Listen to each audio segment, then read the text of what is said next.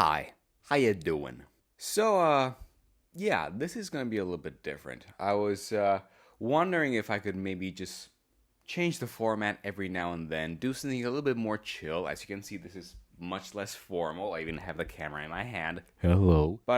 Yeah, while I'm working on the other videos, which, as you know by now, take a long time to make, I figured that I might as well feed the algorithm gods by doing some occasional extra videos here and there. So this will be much more freeform, there will be no script, although I'm pretty sure I'm going to be making a lot of mistakes, so the editing is still going to be a pain in the ass. And yeah, I don't know, it's just more free, chill, and we'll see how it goes. You guys let me know in the comments down below if you like more of these. And since we're back at doing these quickie reviews, I think we might as well start by doing...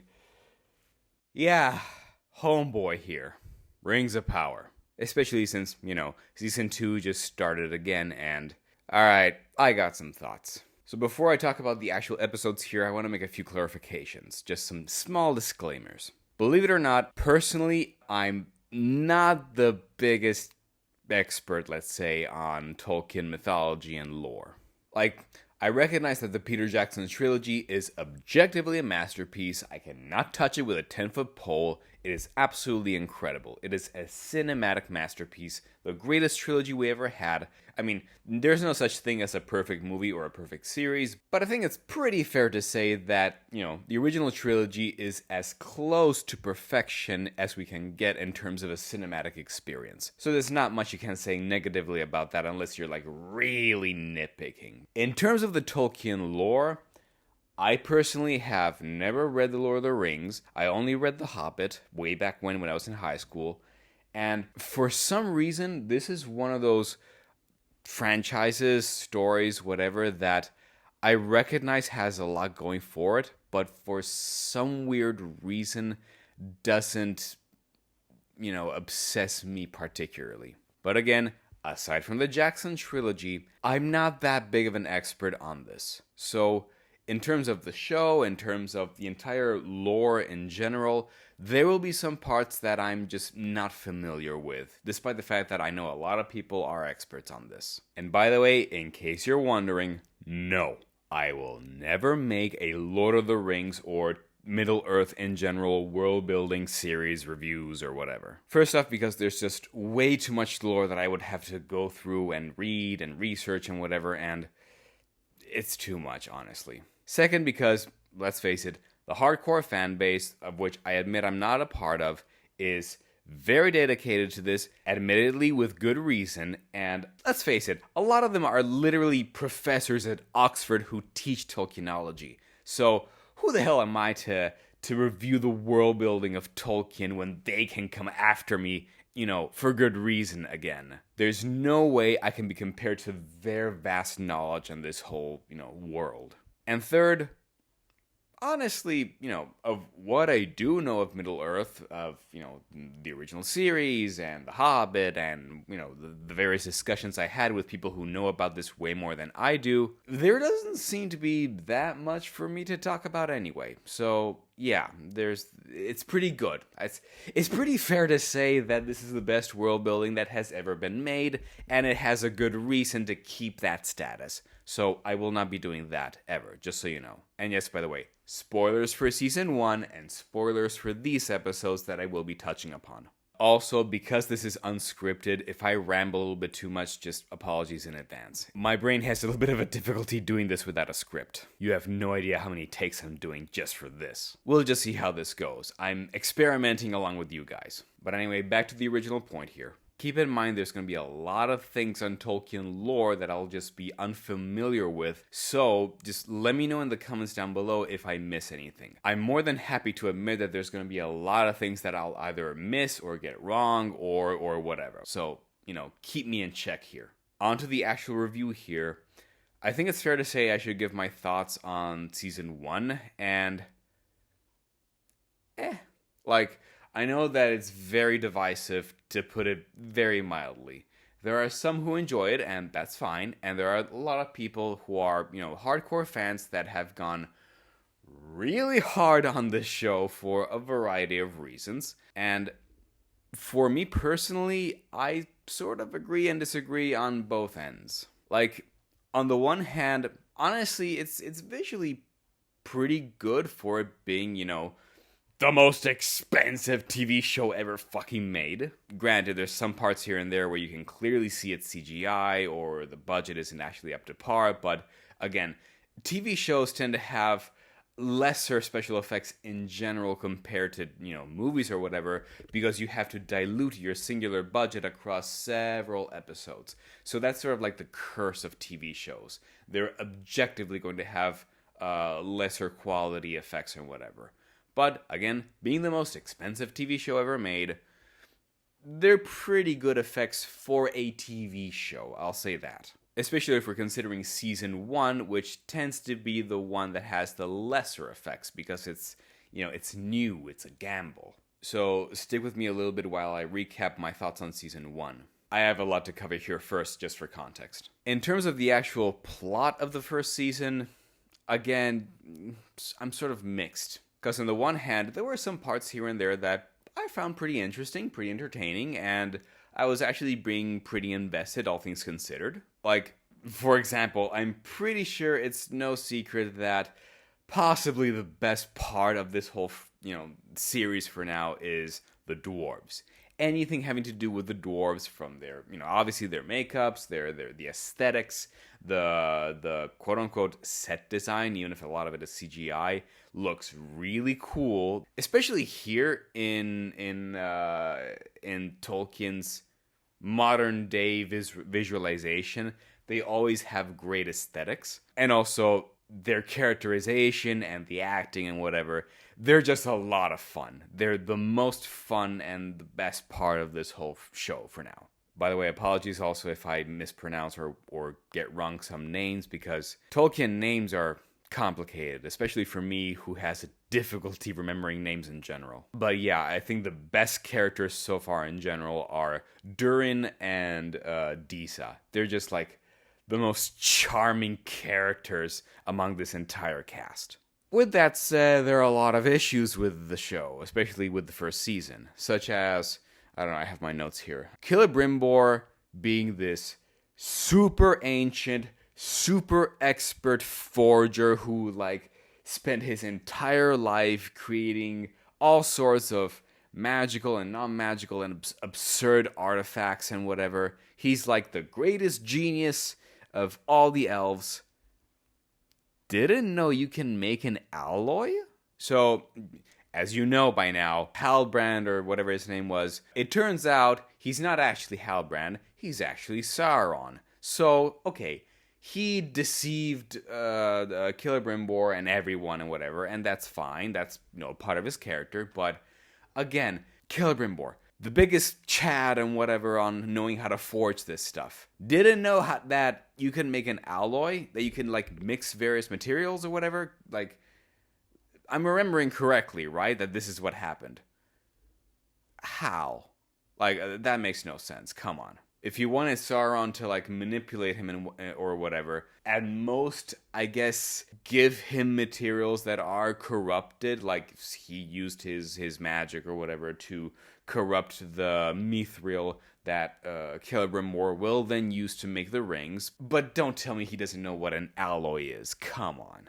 Then, Galadriel jumping off the ship before reaching the Valinor, I think it was called. Yeah, again, sorry guys if I'm not remembering the names of the Tolkien lore. There's a lot of names here. The fact that she jumped off and was in the middle of the fucking ocean and was pretty much doomed to die, and then just so happened to meet up, to find the broken ship that so happens to have Halbrand, whatever his name is, which turns out to be actually Sauron. So many coincidences. Just way too much. Nah. For something that's based on Tolkien, this feels like, and I know this is going to be a big claim, like the CW version of Tolkien.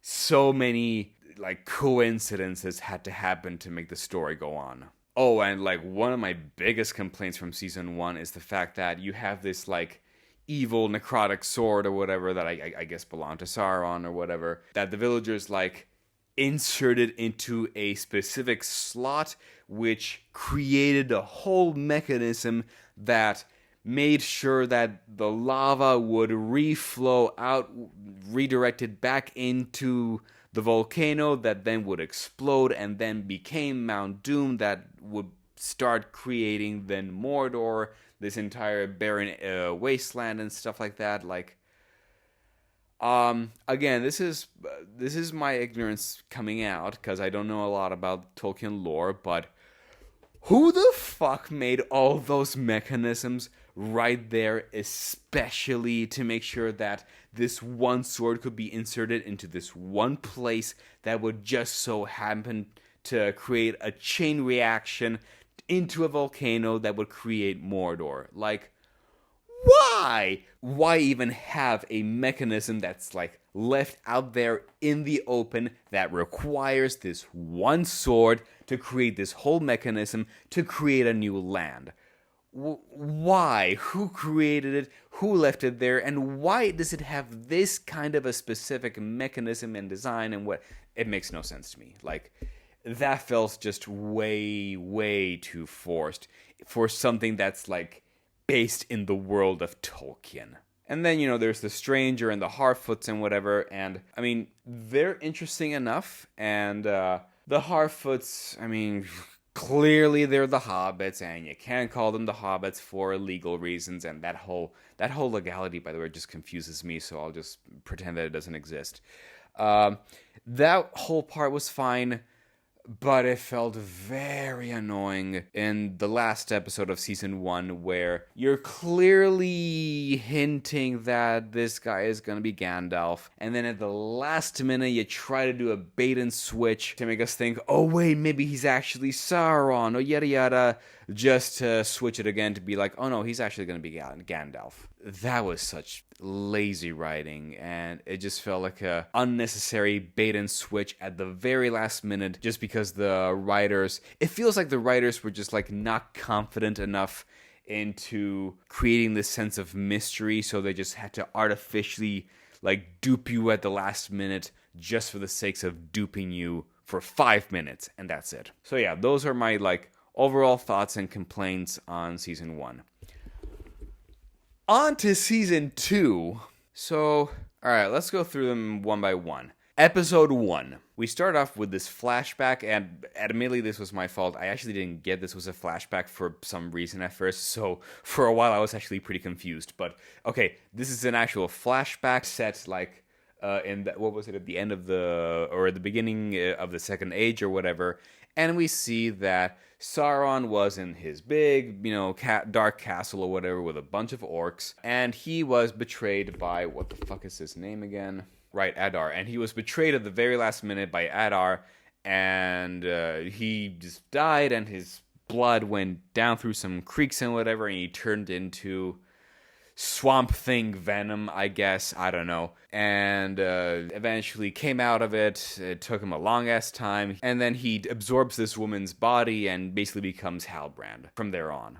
So, again, this is my ignorance coming out, because I know some stuff, but this is contradicting some things that I knew, right? Like, correct me if I'm wrong again, isn't Sauron supposed to be this super expert shapeshifter? Like, he can take various forms, quote-unquote, on a whim? Again, correct me if I'm wrong in the comments down below. I'm not knowledgeable enough about this, but I thought that was one of his biggest tricks, that he can deceive and manipulate people so much that he also can just shapeshift and take whatever form. And now it seems like he can change form only when he's killed?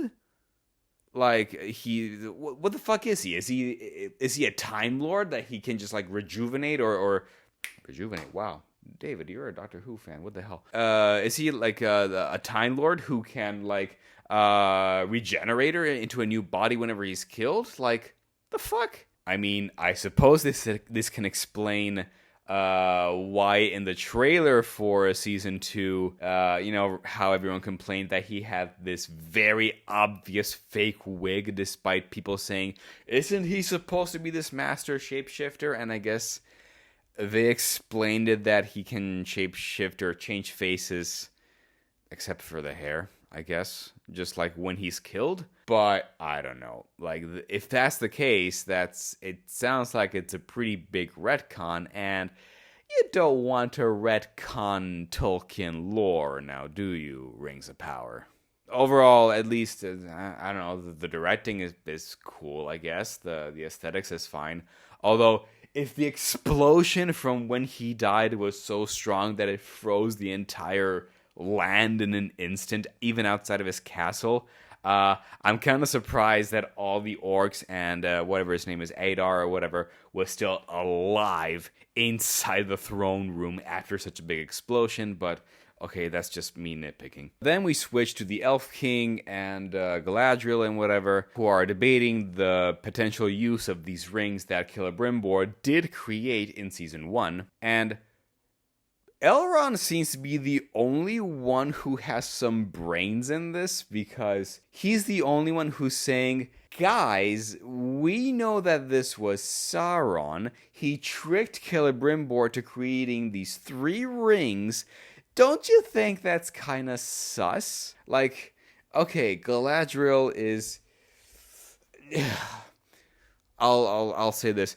She has been so far manipulated. She was the one who's been manipulated the most by Sauron. So, okay, I guess it's a little bit harder for her to be, quote-unquote, reasonable about this. But, like, you then get the Elf King who's like, oh no, in that case, Celebrimbor made these 3 super powerful rings that should be able to bring back the light of the elf tree that we have here and whatever. And we're debating if to use this or not. And then the Elf King is like, yeah, no, we should totally do it. Dude, fucking what? Why is Elrond the only one who has some sense that, hey, maybe we shouldn't trust this stuff? Like, maybe we shouldn't even trust Galadriel because she was the most influenced? Why? So I have a big issue here on the elves just deciding to use these rings and not thinking it's super sus. Oh, one thing I will praise this show for, although it's like not a big surprise, aesthetically they made a pretty big jump forward. It like, you can tell that the production value has, I mean, again, for the most expensive TV show ever made, they put more money into it this time. Because, you know, clearly it's season 2, so they have more incentives to make sure that the effects and the sets and whatever are even better. Even if, again, I'm pretty sure Amazon did not get the stellar reviews they were hoping for. So I don't know for how much longer we're going to be seeing this. But yeah, in general, the aesthetics, the special effects, the set designs, it all seems bigger and better and prettier and cooler looking and whatever. So, alright, cool. Then we cut to Sauron being willingly captured by Adar in his camp in what is now Mordor, basically. And at first I was really complaining because I was like, why the fuck are you letting yourself get captured? But I guess it's some sort of master plan to, I don't know, trick Adar into letting him... Okay, again, maybe there's going to be more developments later on. I don't know. Maybe, maybe not. But why would Sauron want to be captured just to trick Adar into letting him go afterwards again? Is it just like to instill the fear that, hey, I heard that Sauron's back. You know, the guy that you actually betrayed like 1,000 whatever fucking years ago, in like a whole era ago. And so you should be on your feet and whatever. Like maybe this is just like some absurd power move that he's doing. But it feels very unnecessary to me, but we'll see what happens. By the way, at like the 29th minute or whatever of the first episode, am I the only one who thought that this guy looked like John Hurt? I was like, holy fuck, is he still alive? No, that can't be the case. But no, it's just another actor. But it made me do like a double take on that. And then Sauron convinces Adar to let him free and be a messenger for the elves for his master scheme bullshit, whatever, I don't know. And he manages to fast travel basically all the way to Celebrimbor in his city, and I guess he's there because he wants to talk to Celebrimbor and whatever, and Celebrimbor does not want to talk to him because he was told by Galadriel, don't trust him. If I'm not mistaken, she didn't tell him that he was Sauron. Again, you should have, but oh well. I kept thinking in that moment, that's a ballsy move. Why the fuck would he accept you again? But okay, we'll see. We see later on what happens. So overall, this is the main stuff that was happening in the first episode that I could think of, or that was like popping out to me specifically. There was some good moments here and there with like Durin and stuff. He's always wonderful to watch and to see what he's doing, because he had his whole feud with his father, and now he's working in the mines along with the other dwarves who are like, ha ha ha, little prince here is now working for us. He has little princess hands and whatever. That's all fun. And it's fun to see how they were using like these, we saw it even in season 1, they used these mirrors to let some sunlight reflect back here and there all the way to the dwarves. And even the parts with the stranger, Gandalf, let's face it, and Dory, I think that whole part was also pretty cool. Even the whole, turns out it was a dream sequence where we see like the fluctuating staff and whatever. That was very cool, very ominous. So far, the scenes with the stranger and Dory basically were okay. They were fun, and I really liked the actor that they chose to play the stranger / obvious Gandalf as a possible successor to Ian McKellen, who, did like a stellar role. Ian McKellen is like one of my favorite actors too. This guy is doing a pretty good job. So of all the actors they could have chosen, kudos to this guy. You can like really feel the weight of his wisdom and his kindness. He's able to channel very well all the wisdom and kindness that Ian McKellen was able to let out as well when he was playing Gandalf, while also having this sense of innocence that he doesn't really understand himself. So it's a new perspective, and he plays it pretty well. So good job, yeah. So yeah, overall, season 1 confused me in a lot of parts, but then again, there were a lot of scenes that didn't entertain me. They were pretty okay, and it seems to be doing a better job than season 1 of promising some pretty cool things that could happen. But then again, season 1 also did the same thing, and those promises sometimes fell flat. So I don't know. We'll see. It looks and feels a little bit better despite the occasional plot holes that I mentioned before, but we'll see how it goes. So here we see much more explicitly the dwarves and their giant mirrors to reflect the sunlight from outwards all the way inside, and I love the idea. I don't know if this was actually in the Tolkien lore, in like the Lord of the Rings or whatever, or any other appendages and stuff like that, but I love that idea. If I may be allowed to nitpick, I'm not sure how much light would actually reach down there unless you have like an actual ginormous mirror, because I think, like, realistically speaking, like some of the photons might be lost by the time they reach the gardens inside of the caves. But again, that's just me nitpicking. Cut me some slack. You know the kind of reviews I do. I can't not think about this kind of shit. But yeah, it was cool nonetheless. Then we go back to the elves, and we see a whole bunch of scenes with Galadriel and the King of the Elves and whatever, and the plans that they're doing on what they could do for how to use the rings that have brought back to life this massive tree of light that they have. Again, I'm not super knowledgeable on the lore of Tolkien. I know some things. I know that this tree is super important to them, and it was very cool to see it visually come to life. But all right, super important tree and whatever, cool.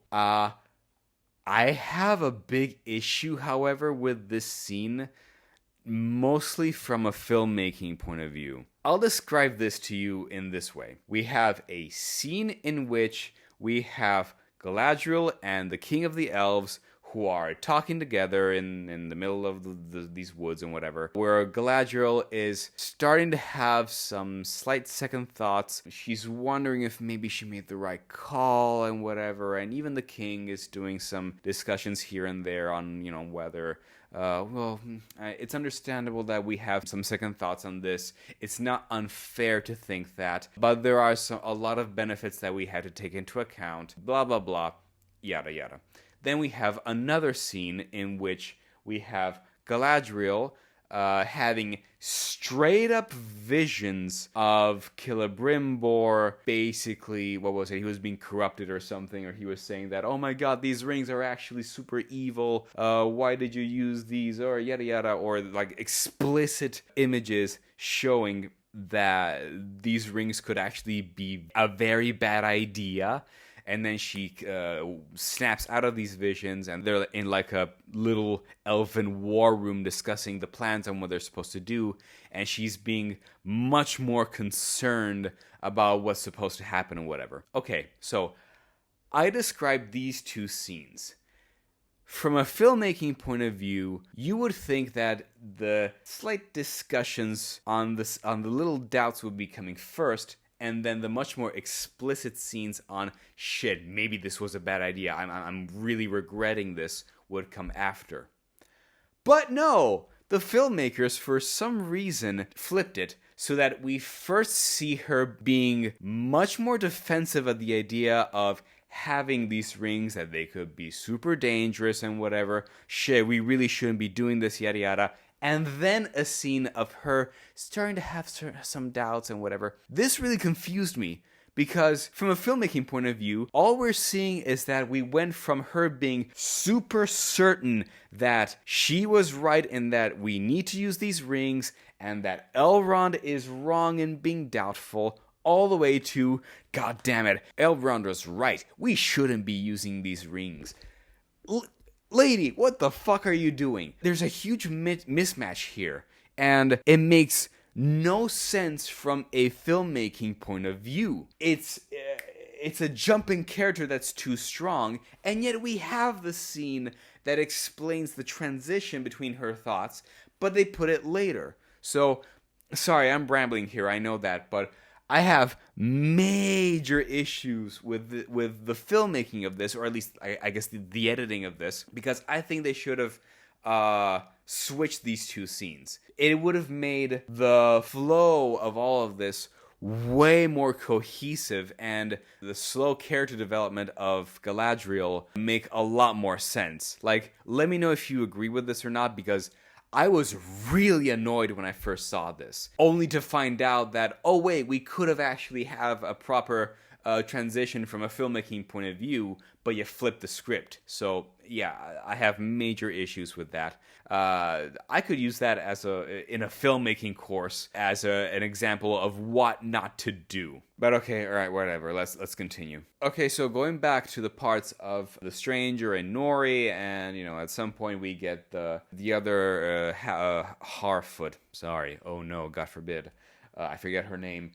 Joining their company, and then we get to see that they're being followed by, guys, I'm just gonna say it, these just look like Tolkien-esque Tusken Raiders. Like, I can't be the only one thinking that, right? Now, to be clear, I don't think I remember exactly what tribe this is supposed to be. I know there's a name for it. I can't remember it right now. So I get who they are. They were the guys on the elephants in Lord of the Rings, right? From that whole area that are supposed to be, I guess, this world's equivalent of like Middle Easterns or something like that. But the design really, I can't not think of Tusken Raiders. So, okay. So we see their hideout in the middle of the desert, and in this like hideout city, whatever. And there's this big palace, I guess, in the middle of this huge mountain. And we get to see their leader, and it straight up says on on Amazon's cast thing on the side, a dark wizard, played by the always great I keep butchering his name, like Sieran Hines, I believe, right? Again, sorry, I'm very bad with names. Now, he's really cool, but correct me if I'm wrong. Isn't there supposed to be like only 5 wizards in the entire lore of the Lord of the Rings franchise, the entire Middle Earth universe, let's say? Like, there's Gandalf, there's Saruman, there's Radagast, and the 2 blue wizards that Tolkien apparently never actually had a chance to actually write or explain who they were or whatever, so we don't actually know anything about them. Where the fuck does a dark wizard come into this? I guess I don't know if technically Sauron wasn't a wizard. He's a sorcerer, right? So unless we're going by D&D logic, he's on a different scale or whatever. But there's supposed to be, again, to my knowledge, only 5 wizards in the whole Tolkien lore. Who the fuck is this guy? Did the writers of Rings of Power just like create an extra new character on their own?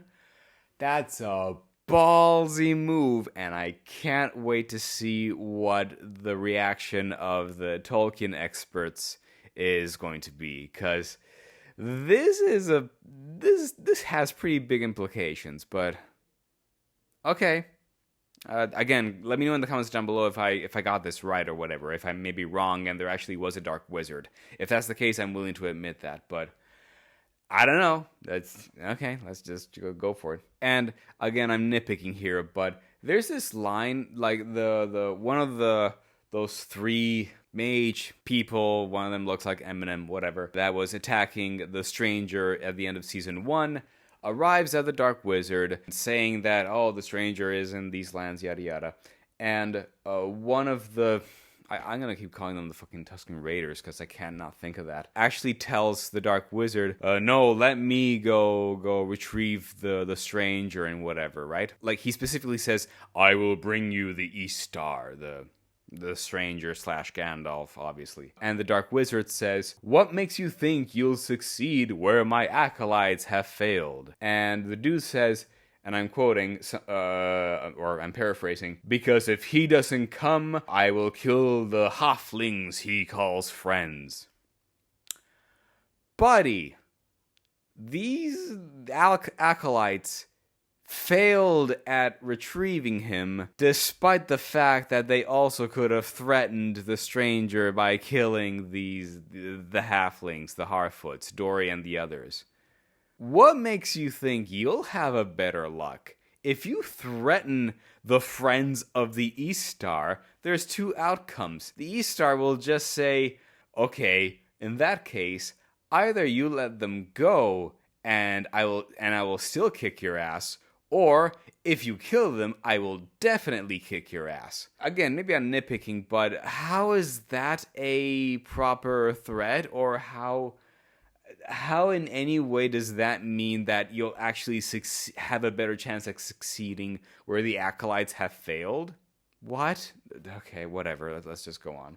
There's a whole scene where Elrond actually talks with this character called Círdan, whatever, names, sorry, who is this other elf who's super ancient, is also like super wise and whatever. And this is possibly the best scene out of all the 3 episodes so far, because they have a really great speech together on Elrond trying to go to this guy, telling him, hey, listen, can you get rid of these fucking rings because they're super obviously dangerous, because he stole them from the Elf King earlier. And this guy was actually going to get rid of them in this chasm at the bottom of the ocean that could destroy the rings, I guess. I don't know. And apparently that's where there was like these scars of the earth from some battles eons ago. I'm not sure if I got that correctly. And he goes on this whole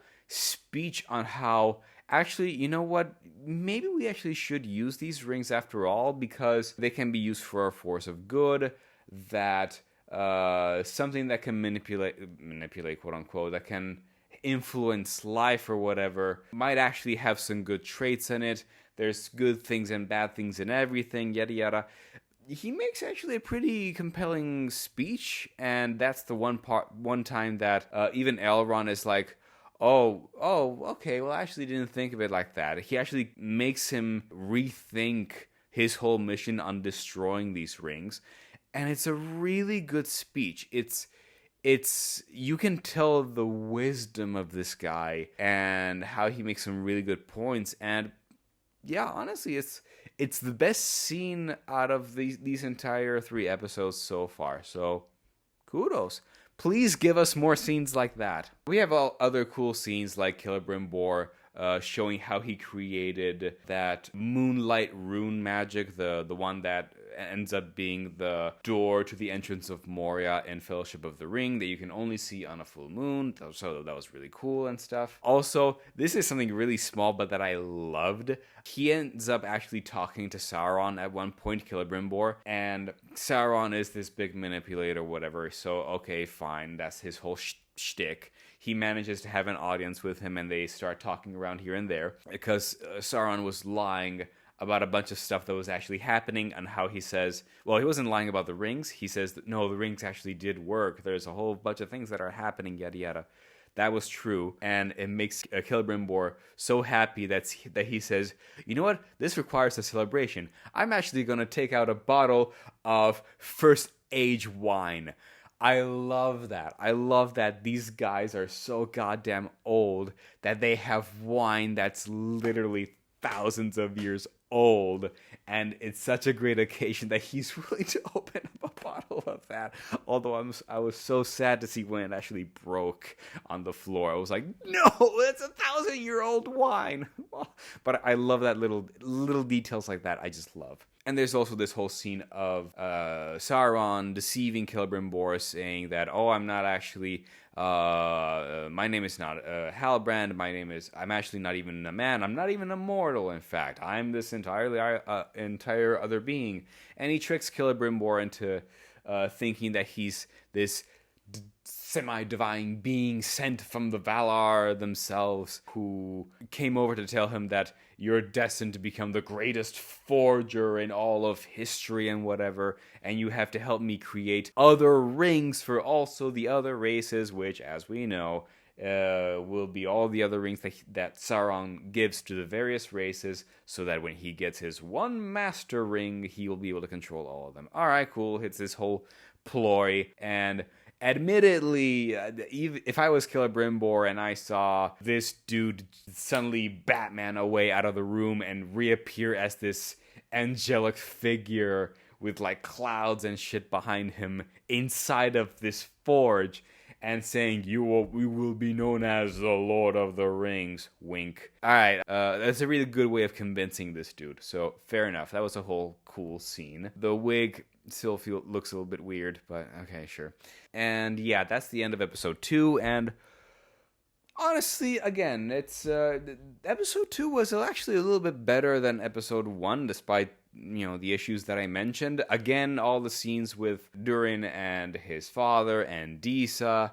By the way, I didn't mention this before. Every time the dwarves, like Disa, sings, I love those songs. They're so goddamn cool. They they reverberate across the entire stones, and somehow they manage to reverberate into me as well. So real kudos to that. Anytime they sing, it's super cool, and I really enjoy it. And I love the fact that this time they sang so hard that, this time it didn't work. It actually made things worse inside the caves of the dwarves. So, yeah, again, all the parts of that. It can be a little soap opera-y with how Durin and his father are so goddamn stubborn that they're not talking to each other, and Disa is being the one saying, get your fucking shit together and talk to your son, talk to your father, yada yada. But again, they're so charismatic that I don't care, and considering how stubborn the dwarves are supposed to be, it works.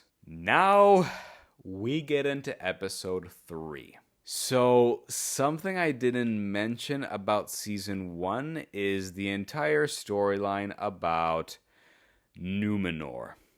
And This is just a personal opinion of mine. I know some. I won't give it away just in case you guys don't know it as well. I know something about what is supposed to be the quote unquote destiny of what will happen to Numenor. I get it. So there is that little interest there, but I'm sorry, guys, for some reason, anytime in Season 1 and even now in Season 2 that we switch to Numenor, it is the most boring part of the entire goddamn show so far. And I can't even explain exactly why. Maybe it's because, for all their faults, the parts with the elves, the parts with the dwarves, obviously, the parts with the stranger, yada yada, at least there's something interesting about every single one of them, and there's only a certain amount of characters that you can follow, and so it becomes, at least for me, a little bit easier to focus on. Whenever we're at Numenor, it feels like fucking Game of Thrones, and spoiler alert in case you didn't know, I hate Game of Thrones. Like, even like the final seasons were ironically the most interesting ones, and those were bad considering how it retconned a lot of things that came beforehand, but I forced myself to watch Game of Thrones when it was coming out just because friends were watching it, but I never was able to swallow that down. I can't stand the political talks, and it just gets so boring for me.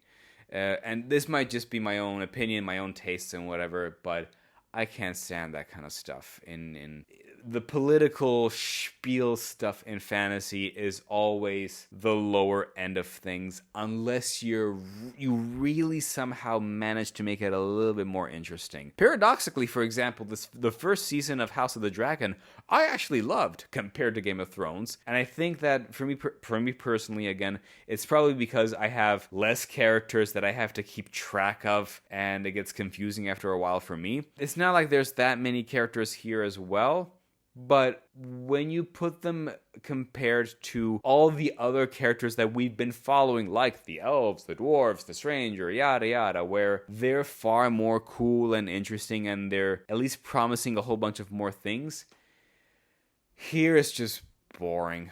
So keep that in mind from here on. It's just, for me, all the Numenor parts from Season 1 and so far in Season 2 are like the low ends of the show. So in the beginning of the third episode, we get to see Isildur. It took me a while actually to remember what even happened to him in the previous season, but okay, yeah, he's been captured and he's in Shelob's lair, basically. Like, there's all the the giant spiders and whatever. I think we saw Shelob at some point, unless it was just a spider that was medium-sized and was just a bit of a close-up. And the reason we follow this is because what's-his-face let go of a horse that was too restless, and we follow this horse all the way to Shelob's lair. That's a loyal horse right there, looking for Isildur. Yeah, we just see him here in the Shelob's lair with all the eggs and stuff like that. And we have a whole bunch of spider scenes. If you're squeamish about spiders, I'm not, but if you are, watch out for this part.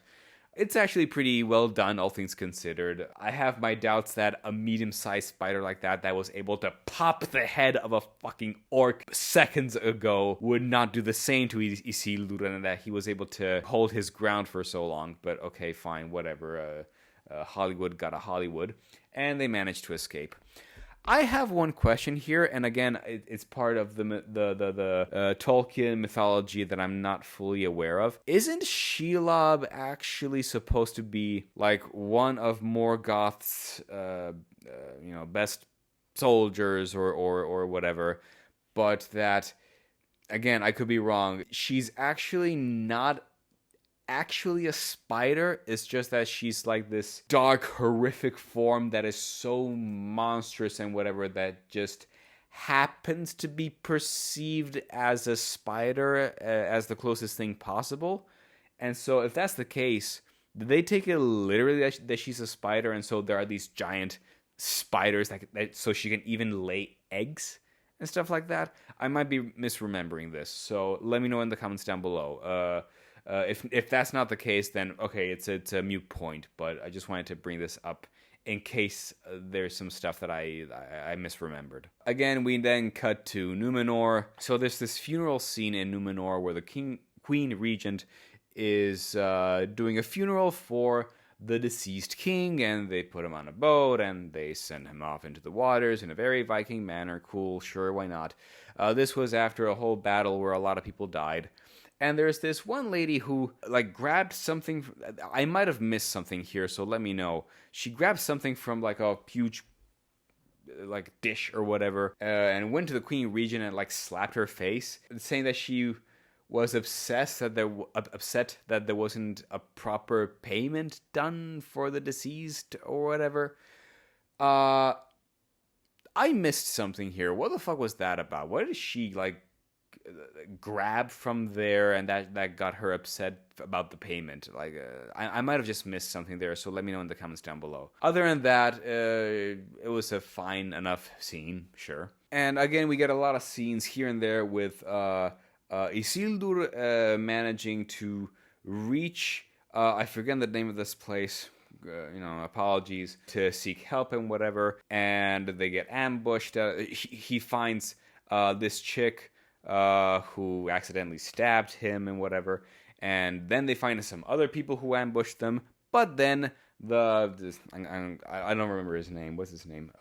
Right, so Arondir, the black elf from season 1, he appears with the most awesome, like, air flip possible. Not gonna lie, I don't know if that was CGI or a stunt, but that was, like, really freaking cool, so kudos for his entrance. And he's helping everyone who, like, escaped from Mordor, I believe, like, help rebuild and stuff like that. And yeah, they have a whole bunch of scenes. It's all really cool, and they even have, at a certain point, we meet up with Theo again, who, he lost his mother, and he's really upset and whatever. There's a whole banter between Isildur and Theo that's actually pretty good. And Theo and Isildur plan to meet up at, like, midnight or whatever, because Isildur really wants his horse back that got lost, ran away from after the ambush.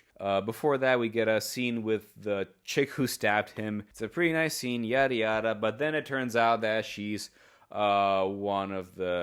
she's branded, at least, as one of the disciples of Sauron, I believe, right? So, okay, sure, big twist reveal. And then we get the whole part of Isildur finding his actual horse in the middle of the forest near a camp of followers of Sauron and whatever. By the way, the sheer fucking coincidence of finding your one horse in the middle of this huge, vast forest. But then again, granted, I know this is a camp, so at nighttime they make a little bit more light, so that could help, yes, but it's still a vast-ass forest. And if they're close enough that you can find them easily, they're close enough to find your camp easily, and I don't know. This show is running on a whole bunch of conveniences that really cheapen it. So, yeah, this show will never reach the status of a proper Lord of the Rings show, because it's just, it feels so cheaply written Hollywood kind of writing. So, yeah, but whatever. He manages to free the horse. Theo was there to help him out. They managed to make a whole mess of everything. Chaos. They free the horse. They escape, whatever. And then Theo is stopped by this massive, huge, enormous being that looks down on him, and we don't know what it is. So, okay, I mean, the answer is that it's either one of the cave trolls, whom, by the way, we see Adar talk to, and I'm surprised, let's say. I didn't know that the cave trolls could talk, but then again, I'm basing myself off the Jackson trilogy, so my bad there if that's not the case. Yeah, and I guess we'll find out what the fuck that was. Either it was a cave troll, or it might have been, I don't think the stone giants, because those were, at least as they were depicted in The Hobbit, way too big for that. Or maybe, I guess, the eagles? I don't know. It's something. We'll find out. And, okay, I want to address how bad, honestly, the scene of the Queen Regent's coronation is in Numenor, because it feels so cheesy and forced, and it really confused me as well. Again, maybe I missed something, but Basically, what happens is that there's the queen's coronation, but then someone says, I don't accept her as a queen or whatever. And everyone stops like, oh my god, how dare you speak during a coronation? You're not supposed to do that. And then the queen has a whole speech. It's a whole motivational speech on how, we'll actually get through this together, blah, blah, blah.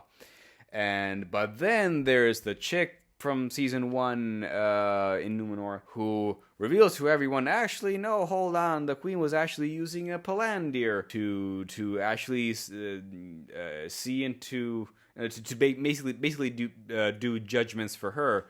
I guess this, having a palantir, I'm not too knowledgeable on what the palantirs do outside of like giving you like extra insight on things. I guess past, present for sure. I imagine present and future or whatever. I don't know, is this the ChatGPT of the Tolkien universe? I don't know. But basically saying, oh, she was using a palantir this whole time, don't actually trust her. And everyone is shocked, and she drops it down. And then the guard, I forget his name, grabs it, and there's a big explosion, and there's a whole bunch of chaos. Everyone's panicking and whatever. They're not accepting her as the queen anymore. But then a giant fucking eagle arrives at the entrance of the coronation room, and everyone is quiet and whatever. But there was like a scene earlier with like Pharazôn, I believe his name is, where he's talking about how the queen, there's a whole, it feels very Game of Thrones, so yeah, to me it's like boring as hell. But there was a scene earlier with Pharazôn where he was saying there's like this whole, scheme or whatever on who gets the throne and stuff like that. Okay, fine, whatever. But he says that the only way, correct me if I got this right, but there was like, if people don't trust her, the only way the queen could hope for a proper favor is if one of the eagles comes over and specifically presents itself as like a absolute incredible omen. But then at the coronation scene, the eagle comes, but everyone is now chanting for Pharazôn. Didn't he say that if the eagles come, they would favor her or something? Again, I'm probably an idiot on this. I probably like slept through this whole scene. So let me know in the comments down below again. But that made no sense to me. And even if despite the fact that it made sense, it was this whole, this thing happens, and this thing happens, and this thing happens, and this thing happens. It feels, again, very, dare I say, CW or modern Hollywood writing, where you just have to throw things that happen just to keep everyone's interest active. And even then, again, maybe we'll find out in the future episodes, so I'll hold my full judgment on this. Why did the eagle arrive? Like, was it a ploy of something? Was it actual divine intervention? Was there something about the coronation? Why did the eagle arrive? I don't know that. So maybe we'll find something out. I'll hold my judgment.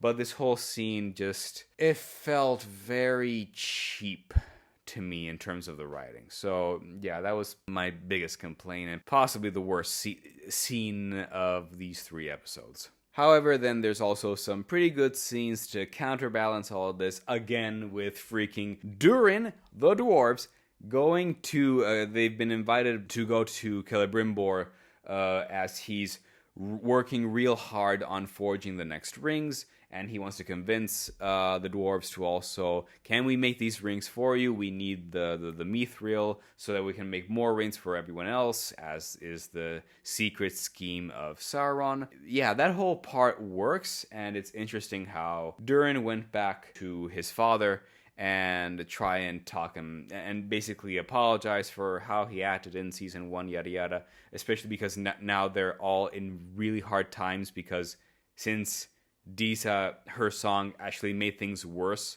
with the giant mirrors that got broken, and now the entire, I'm not sure if I mentioned this actually, the entire cave of the dwarves is now blacked out because the mirrors broke, because there was this earthquake and whatever, and now they're all in a dire need for help because they will not be able to grow their crops and food and whatever. That's all very interesting. And seeing Durin talk to Celebrimbor about this is also very interesting. That whole stuff works well. Oh, and by the way, there's one extra scene that to me, like sort of went over my head a little bit, but I'm seeing some people online discuss a lot about it. I didn't know this lore fact, or at least if I did, I forgot. That there's one scene, I don't even remember what episode it was at this point, probably 2 or 3, where we see Adar basically talk to one of his orc soldiers, and on how the soldier is like asking, could we actually be spared and stuff like that. And, Adar says, no, we need to actually do this. It's a big, important thing, yada, yada. It'll be for the good of everyone, etc. And this orc then goes to his wife orc, and they have their little baby orc. I believe they're orcs, right? Yeah. In a bundle of clothes. We don't actually see the face. Now, I saw that, and I thought, oh, okay, I didn't actually know that there was... I guess a genealogy or whatever, and families with orcs and stuff like that. But apparently I was corrected, because I've seen online a bunch of people talk about this scene, and apparently it makes no goddamn sense. Because apparently orcs in Tolkien mythology don't have families. They don't have communities. They don't have senses of we want to actually be spared or whatever. And apparently all of this, like, again, I might be getting some details wrong, but apparently they're like creatures that are specifically corrupted to be these monstrous beings that are irredeemable. They're supposed to be the very easy enemies that you don't have any moral quarries in wanting to kill and get rid of, because that's just objectively their nature. They will objectively kill and destroy and whatever. And there's just no redeeming qualities for them. They're easily manipulated. They're like born out of the hatred and manipulation and whatever of the highest form. I believe that similarly to the Uruk-hai that will be created during the Lord of the Rings from Saruman, they're like borderline born out of the ground or something like that. I could be wrong here, but like it's made sure that you're not supposed to feel bad about these guys dying or being killed off, because that's what they will do to you, objectively speaking, and they're the ultimate force of evil, period. And yet the show now wants to sort of retcon that, saying that, oh no, they actually have families and communities. So here's where, if it's true that this is not how they're supposed to work, then yes, I will be siding with the more hardcore fans in this case, because it is a specific thing about orc lore. It's like saying the elves are not immortal, or it's like saying that the dwarves actually don't like caves. If it's a specific part of their lore, yeah, in that case, what the fuck were the writers thinking? Or did the writers even do their research? So if that's the case, and again, I was not aware of it, but I am now, then that's objectively bad, that they shouldn't have done that. They shouldn't have hinted on it. I will say, I'm not against the idea of the potential of one orc who might actually not be like that, but in which case you have to establish that they are all monstrous to have then the one exception every now and then that could actually potentially be like, I actually don't want to destroy and kill and do everything. I'd actually like to raise a family. In the same way you will have like men and elves or dwarves or whatever that every now and then you'll just get a rotten one who actually just wants to rule everything or just wants to be evil or whatever. It's fine to do the exceptions, but those exceptions have to be as such, exceptions. Otherwise, if you're generalizing and saying that it's actually pretty common, then you're going against the lore. And fucking Tolkien spent his entire life making sure that his lore was as solid as possible. It's so solid that you have Oxford professors teaching this stuff exclusively. So Amazon, what the fuck are you doing? Come on. I have to side with the hardcore fans on this part. So yeah, no. If you had to do it, you had to establish that this is an exception that shouldn't be happening, basically. Anyway, I've rambled a lot as it is. Episode 3 is frankly the weakest episode because of the Numenor parts, and again, that's just my personal opinion. You guys feel free to let me know in the comments down below what you think. And yeah, I don't know. I have this weird feeling that season 2 is also going to have the tendency of promising a lot of things, being very pretty. It is pretty, sure, whatever. The effects I have no issues with, but then falling flat on a lot of the promises that they make. So I don't know. This is just episode 1 through 3. We'll see how the other ones go, and yeah, we'll just wait and see. Anyway, in the meantime, these are my thoughts. Let me know what you think in the comments down below. Let me know what you think about this format, actually, if you don't mind it being less scripted and more just like a chat or whatever. This is certainly new for me, so hopefully I didn't ramble too much. Let me know if I did. And yeah, I'll try and do more updates on the other episodes as they come out while I'm working on the other major videos, which are taking so damn long to do, you wouldn't believe it. And yeah, don't forget to like, share, and subscribe to the channel. Join my Patreon if you want to support what I do here. It would really mean a lot to me, because YouTube, as you might know, does not really pay very well at all. And yeah, I'll see you at the next video. Thank you for joining me here. Let me know what you think about all this, and I'll see you next time. Take care.